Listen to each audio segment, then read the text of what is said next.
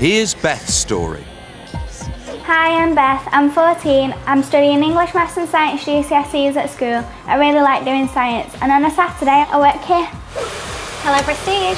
When I'm in the salon, I take appointments, do quite a lot of cleaning around to make sure that it's nice and clean. I really like the atmosphere. They're a really nice bunch of people to work with. I like to do my mum's nails quite a lot. If we're just like sat relaxing. If my mum isn't home, I like to be going out shopping with my dad, but I make sure he's got his credit card on him so I can spend his money. At this stage in my life, I think I need to have some good skills and qualifications so I can achieve my goal for where I want to be in the future. I don't really know much about an apprenticeship, but I think that I would like to know more. Beth has an in-depth session with careers mentor Amy. So Beth, I'd like to know what it is that you'd like to do with your career. Have you got any ideas yet? Well, with my career I want to make it further and be involved with hairdressing and beauty therapy. Have you worked in a hairdressing salon before? I've got some experience within a salon. Well, that's fantastic, because when you're going for apprenticeships and when employers are looking for new staff, anybody that's already got that experience is going to, I suppose, it almost sort of, they think it's tried and tested. You've done that, you're definitely sure this is the career that you want to do. Yeah. Okay, so your nightmare job would be? Sat in front of a computer all day. Okay, all right. So what does the dream look like then? Well, hopefully I'll be owning my own salon, doing hairdressing and beauty. That's fantastic. So how about we organise for you to spend the day with one of the UK's leading hairdressers? Really? Does that sound okay? Yeah, it sounds really Okay, well let's do that then. Okay. Beth is spending the day with twice winner of British Hairdresser of the Year, Andrew Collinge. I think people really like to feel glamorous and really dress their hair well. He has 2 salons employing recent graduate apprentices and runs 2 purpose-built training academies, which have been classed as outstanding by Ofsted.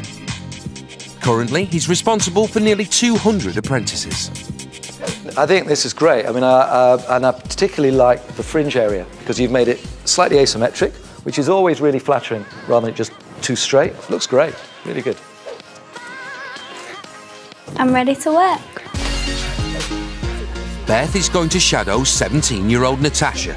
She's halfway through a 2-year apprenticeship here, which will earn her an NVQ Level 2. Students can stay on for a further year to take an advanced apprenticeship, gaining an NVQ Level 3. Natasha shows Beth her prized possession, the kit case every apprentice gets when they start. If we open it, it's got everything you need inside. So you'll get all your clips, all your combs, your brush bag with all of your brushes in. How come you chose to do an apprenticeship rather than being on a full-time college course? I think it's more hands-on really if you're doing an apprenticeship, and plus you meet lots of new people. These are like people that you're going to know for quite a while because you're working with them for so long, so you're making really good friends, like lifetime friends maybe even. So it's more hands-on, more practical. You get an experience of watching really experienced people do their work and do their clients, so really you're just learning from watching. Sometimes when you slide into cut, you can actually release the length. It gives the impression of the hair being a bit longer. How's that? That's a top tip. So what subjects did you do in school that you find useful being a hairdresser? Obviously you take maths and your English and stuff like that, so I passed both of them. I found it easier with the maths to mix up the ratios with the colours and the peroxide, so even though it's on the wall next to you, you still can work it out in your head how much you need and how much you've got to put in. And then with your English, I think really it's just about speaking properly to the clients. It's not about changing how you speak or making yourself sound posh, it's just speaking correctly to them. Are there any downsides to having a hairdressing job? The only thing is that you've got to wake up at like 6 o'clock in the morning sometimes to come to work to be in for 8, but I love working early, it just makes the day go so much quicker. How important is it to be earning money while you're training? You feel better earning your own money because you don't have to then go and ask your parents for money and have to be constantly owing them money back. When you're working and you've got your own money, it's fine because you can go and do whatever you want with it because it's your money, you've earned it. But we're really looking for someone that's just enthusiastic. Doesn't necessarily have to say they can, have skills at that point, but just really have the right attitude. It's really well to try and do as well as you can at school. Say, for example, you have a GCSE level C and above in English and Maths, then you won't have to do what's called functional skills. Otherwise, when you're here, part of your day will be doing things like arithmetic and English. So doing well at school can really help you. You can sort of fast track and get on quicker learning how to be a hairdresser. Well, that's incredible. I mean, it really is. To be able to put the hair up that neatly with hair that's so long requires real skill. And to be doing this when you're only really halfway through the first year of training is fantastic. Apprentices and hairdressing go really well together. Yes, when you start, it's not particularly high wage, but you are being paid while you train.